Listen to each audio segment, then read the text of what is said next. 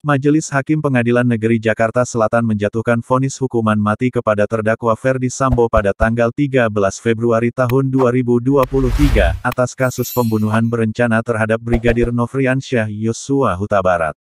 Hukuman yang diberikan majelis hakim ini lebih berat dibandingkan yang dituntut Jaksa Penuntut Umum, JPU, yaitu hukuman pidana seumur hidup.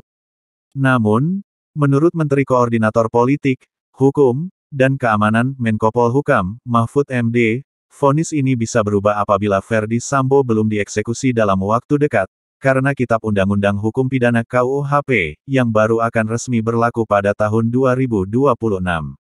Lalu, bagaimana penerapan hukuman mati di Indonesia setelah disahkannya KUHP baru? Dalam episode terbaru Suara Akademia kali ini, kita berbincang dengan M. Fathahillah Akbar, dosen dari Fakultas Hukum Universitas Gadjah Mada.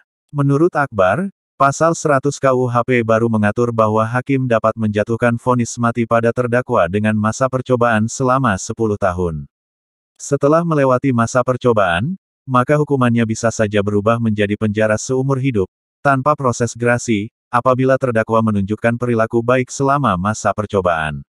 Akbar juga menjelaskan bahwa dalam KUHP baru, vonis hukuman mati termasuk dalam pidana khusus, sebuah hukuman pidana yang diambil sebagai jalan terakhir.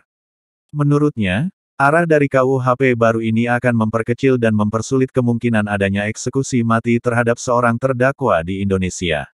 Jadi soal kapan Ferdy Sambo dieksekusi mati, kita semua masih belum tahu pastinya, karena masih sangat banyak tahapan-tahapan proses hukum yang masih akan dilalui oleh terpidana mati seperti Ferdy Sambo, contohnya Rian Jombang sampai sekarang masih belum juga dieksekusi mati. Rian Jombang sudah menunggu belasan tahun lamanya, jadi tidak mungkin Ferdy Sambo yang baru dijatuhkan vonis beberapa bulan lalu bisa langsung dieksekusi. Jadi kita tunggu saja dan ikuti proses hukum yang tengah berjalan untuk Ferdy Sambo. Pengadilan Tinggi PT DKI Jakarta menolak banding yang diajukan Ferdy Sambo, dalam kasus pembunuhan berencana terhadap Nofriansyah Yosua Huta Barat atau Brigadir J. Dengan demikian, mantan Kepala Divisi Profesi dan Pengamanan Kadif Propam Polri itu tetap dihukum mati sebagaimana vonis yang dijatuhkan Majelis Hakim Pengadilan Negeri Jakarta Selatan PN Jaksel. Menguatkan putusan Pengadilan Negeri Jakarta Selatan nomor 796 Pit, B, 2022 PN, JKT, sel yang dimintakan banding tersebut, kata Ketua Majelis Hakim Singgi Budi Prakoso dalam persidangan di PT DKI Jakarta, Rabu, tanggal 12 April tahun 2023. Sejalan dengan Majelis Hakim PN Jaksel, Majelis Hakim PT DKI Jakarta menilai bahwa motif Ferdy Sambo melakukan pembunuhan berencana terhadap Yosua tak perlu dibuktikan. Berkaitan dengan motif yang dilakukan pemohon banding Ferdy Sambo bahwa Judeks Fakti berpendapat motif tidak wajib untuk dibuktikan, ujar Hakim Singgi.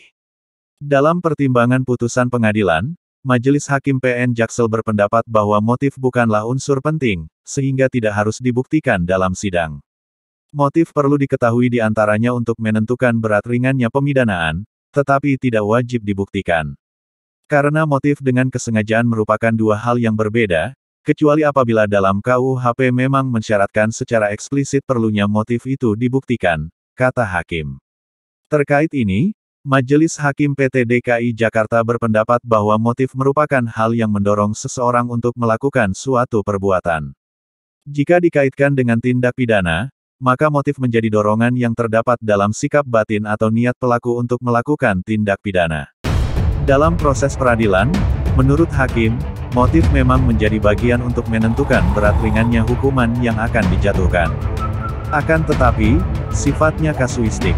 Oleh karenanya, Majelis Hakim PT DKI Jakarta berpendapat, motif pembunuhan berencana dalam kasus kematian Brigadir J tak perlu dibuktikan. Menurut Hakim, motif yang diklaim berawal dari kekerasan seksual yang dilakukan Brigadir J terhadap istri Sambo, Putri Chandrawati, tidak jelas. Sebab, sejumlah saksi penting seperti Kuat Ma'ruf dan saksi Susi yang berada di rumah Magelang, tempat yang disebut-sebut sebagai lokasi terjadinya kekerasan seksual, sejak awal tak tahu-menahu mengenai peristiwa tersebut. Dengan demikian, apa yang dipertimbangkan oleh Judeks Fakti tingkat pertama mengenai motif adalah sudah benar, yakni bukannya tidak ada motif, Akan tetapi terdapat perbedaan penafsiran berkaitan dengan motif terdakwa Ferdi Sambo antara penasihat hukum dengan Majelis Hakim Judeks Fakti, kata Hakim Singgih.